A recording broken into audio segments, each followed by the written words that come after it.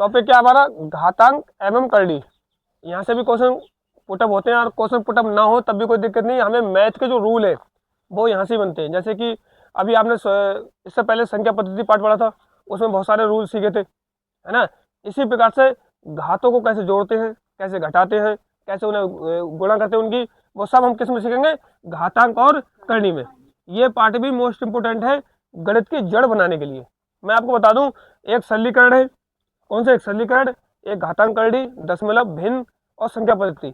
ये 4-5 चैप्टर ऐसे हैं जिनके बगैर गणित हम सीख नहीं पाएंगे। चाहे हालांकि सवाल कम आए यहाँ से, लेकिन जिन बच्चों को ये 4-5 चैप्टर शुरू के नहीं आते वो गणित में कहीं ना कहीं कमजोर होते हैं। तो हम गणित और अपनी जड़ मजबूत करने के लिए घातांक और करणी सीखेंगे, ठीक है। देखिए घातांक करणी में कितने रूल बनते हैं, अभी एक केवल घातांक वाले सवाल है। जैसे कि सवाल ये दिया है आपका, a की पावर 2, a की पावर 3, a की पावर 4। अगर ये वाला नंबर सेम है, अगर ये वाला नंबर सेम है, जैसे a और a, तो ऊपर वाली घातें जितनी होंगी सब हमारी जुड़ जाएंगी। क्यों जुड़ जाएंगे, क्योंकि गुणा में घातें सभी जुड़ती हैं। कैसे जुड़ेंगे बेटा, देखो a ऊपर 2 प्लस 3 प्लस 4। मैं हर बार बता रहा हूँ, मैं बहुत विस्तार समझा रहा हूँ। क्यों समझा रहा हूँ, कहीं प्रॉब्लम ना हो इसलिए। ये घातें हम इस प्रकार से जोड़ते हैं, ठीक है। 2, 3, 5 कुल मिला कितने हो गए आपके, 9। एक ही घात 9। किसी को कोई दिक्कत तो नहीं है यहाँ पे, चलो दिक्कत नहीं तो यहाँ समझाएंगे। जैसे 2 कितने भी नंबर होने जो कोई दिक्कत नहीं है, यहाँ सभी भाई कितने 2 हैं। अब हमारा रहेगा a plus x plus 6 plus 22। अभी ये नंबर मैंने डायरेक्ट जोड़ दिए थे आपकी। अगर इसी में मैं कह देता भैया 2, 3, 5 और 4 9, तो 9 हो जाते डायरेक्टली, ठीक है। मैंने ये विस्तार क्यों लिखा, ताकि आप सभी नंबर को विस्तार लिखें। क्योंकि यहाँ a है, x है, y है, z है, 6 है, तो ये तो आपस में जुड़ेंगे नहीं, ये आपस में नहीं जुड़ेंगे, तो इन्हें हम ऐसे कैसे छोड़ देंगे, इन्हें जोड़कर हम इन्हें ऐसे कैसे ही छोड़ देंगे। कोई दिक्कत यहाँ पर। अगर ये होते कि 2 की पावर 3 प्लस 5 प्लस 6 प्लस 2, तो इन्हें जोड़ देते हम सीधी। ये नंबर आपस में जोड़ेंगे नहीं, लेकिन जोड़कर निशान तो लगा दिया इनके बीच में, जोड़कर निशान तो लगा दिया, ठीक है। अगला देखें, अगर कहीं आ जाए भाग, भाई गुणा में क्या होता है, हमारी घातें जुड़ती हैं, गुणा में घातें जुड़ती हैं, जुड़ेंगी, ठीक है। लेकिन अगर आ जाए भाग का निशान कहीं ना कहीं इस प्रकार से, तो क्या होगा, घातें घटेंगी, भाग में घातें घटेंगे, ठीक है। जैसे कि a की पावर 5 है और ये आगे वाली जितनी पावर है वो घट जाएगी, यानी कि -3। यहाँ कितना बचेगा, a की पावर 2। ये होता कैसे, मैं आपको सही दोबारा विस्तार से समझाऊं बेटा। इसका मतलब ये होता है, जैसे a की घात 5 तो हमारी है ही है, और जो आगे वाली जितनी भी पावर है वो सब बट्टे में आ जाती है। a की घात 3, अभी a की घात 3 और ये की घात 5 है, तो 3 घात कट जाएगी, 2 घात बचेगी। चाहे आप ऐसे लिख लें और यहाँ आप डायरेक्ट लिख लें इस प्रकार से, ठीक है। जैसे कि यहाँ पर आगे जो x की पावर कितनी है, 10 है, -9, यानी x की घात कितनी बचेगी, 1 लिखो या मत लिखो कोई फर्क नहीं पड़ता, ठीक है। फिलहाल 1 घात बचेगी।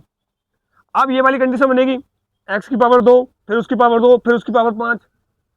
अगर ये वाली पावर बनती है तो क्या होगा, इनकी आपस में सभी में गुण होगी। कैसे होगी, 5 दूनी 10, 5 दूनी 10 और 10 दूनी 20, इसमें गुणा होती है। इस वाली में घातें जुड़ती हैं, लेकिन घात के ऊपर घात के ऊपर घात के ऊपर अगर इस कंडीशन बनेगी तो क्या होगा, उसमें घातें जुड़ेंगी, गुण होगी उनकी।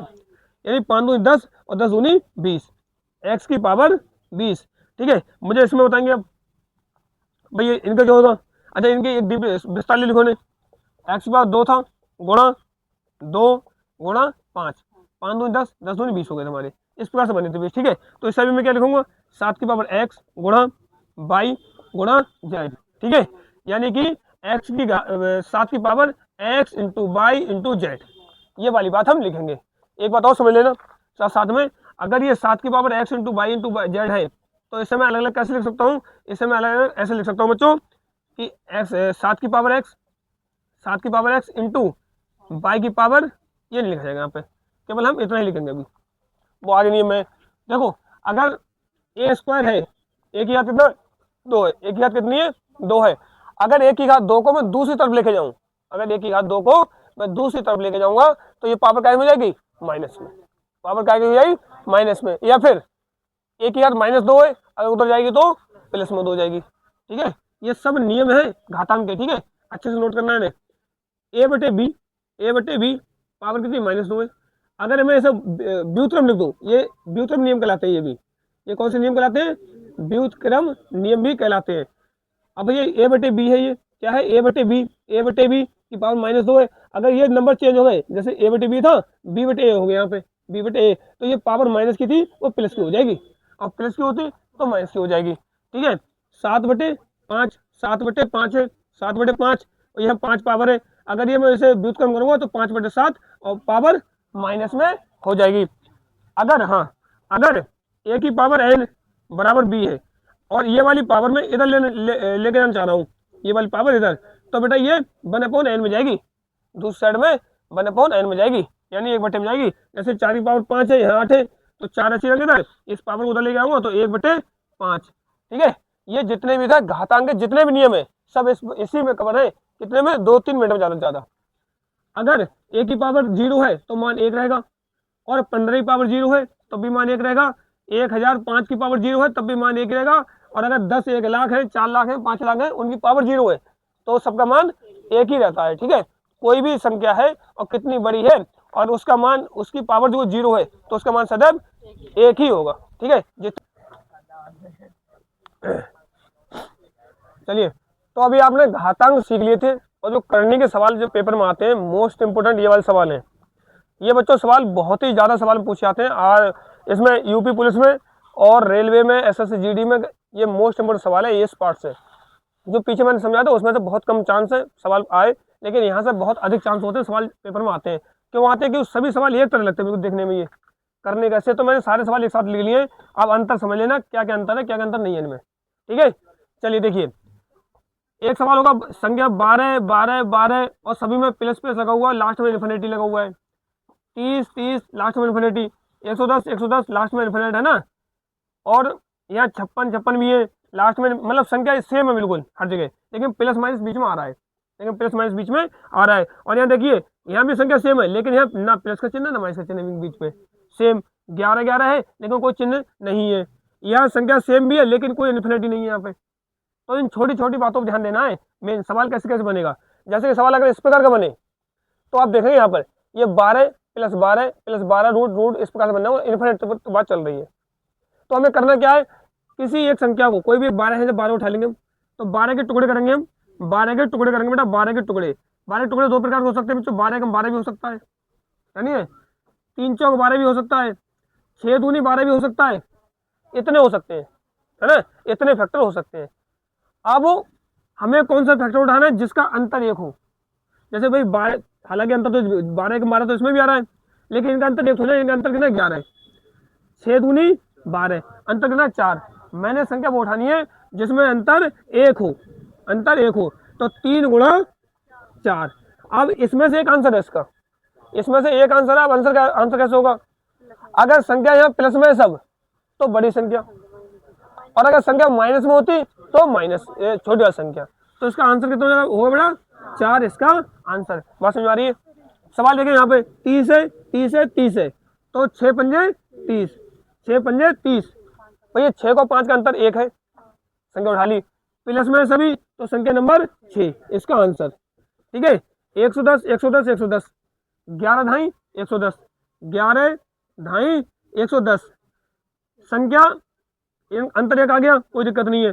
अब देखो यहाँ माइनस आ गया तो संख्या प्लस की नहीं होगी, अब तो संख्या होगी छोटी वाली। ठीक है, तो कितनी हो जाएगी 10, प्लस है तो बड़ी संख्या, माइनस है तो छोटी संख्या। ये बात अलग से लिख लेना हम, ठीक है, इन सवालों में। बच्चों देखो यहाँ पे 7 8 56 होते हैं, 7 8 56 होते हैं। अब 7 8 56 में बेटा माइनस लगा हुआ सभी में, तो संख्या नंबर छोटी, 7 आंसर आ गया। किसी को कोई दिक्कत यहाँ तक नहीं है। अब इसमें देखो बेटा 5 अंडर लास्ट की बात जा रही है। अगर ये वाली सिचुएशन बने तो सवाल सेम के सेम ऐसे उतार देंगे हम। 5 कितना आएगा 11, किसी को दिक्कत नहीं है। अब इन्फिनिटी हो गया खत्म, इन्फिनिटी हो गया खत्म। अब संख्या आ गई। अब संख्या जब आएंगी तो पहले जो संख्या वो संख्या लिखेंगे हम। 7 लिख ली हमने, लिख ली। अब ये अंडर रूट कितनी बार है, 1 2 3, कितनी है 3, तो 2 × 2 माइनस 1 बटे सेम बात 2 × 2 यानी 2 दूनी 4, 4 दूनी 8, 8 हो गए, 8 में से गया 7, तो 7 की पावर 7 बटे 8, इसका ये आंसर होगा। यहाँ देखो बात समझ में सुनिए तो इसमें समझो, 11 संख्या लिख ली मैंने पहले। अब ये अंडर रूट कितनी बार है, 1 2 3 4, 4 बार है ना, तो 2 × 2 × 2 × 2, ठीक है, और माइनस 1 बटे 2 × 2 × 2 × 2, 2 दूनी 4, 4 दूनी 8, 8 दूनी 16, 16 आ गए, माइनस 1 आ गया बटे 16, तो कितना बनेगा 11 की पावर 15 बटे 16। बेटा 5 5 है ना, तो देखो 5 की 5 लिख ली मैंने 5 लिख लिए। इसके बाद में अंडर रूट कितनी बार है, 1 2 3 4, 1 2 3 4 बार। संख्या नीचे कोई सी हो लेकिन अंडर रूट गिनती करेंगे, ठीक है, -1 बटे 2 × 2 × 2 × 2 यानी कि 16, तो 5 की पावर 16 माइनस 1 बटे 16 यानी कि 5 की पावर कितनी बनेगी बेटा 15 बटे 16, 15 बटे 16, ये इसका आंसर, ठीक है। अब यहाँ देखो, यहाँ संख्या सेम नहीं है, यहाँ संख्या सेम नहीं है। जब संख्या सेम नहीं है तो क्या करूंगा मैं, पहले इसका वर्गमूल 4, इसका वर्गमूल खत्म हो गया, 4 हो गए, कितना है 4 आया, अब ये 4 21 में जुड़ जाएंगे, 25 हो गए, 25 हो गए। अब ये बन गया 25 का वर्गमूल, तो 25 का वर्गमूल 5, 5 हो गया। अब ये 5 उठा के मैंने किसमें जोड़ा, इसमें 11 में, 5 और 11 16, 16 वर्गमूल 4 आंसर।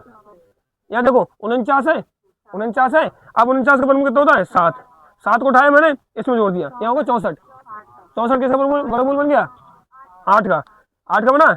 अब ये 8 जोड़ेंगे हम इसमें 136 में, 8 136 144 और 144 कैसे वर्गमूल है 12 का।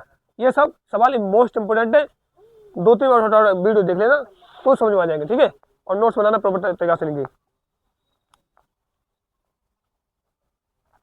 सही।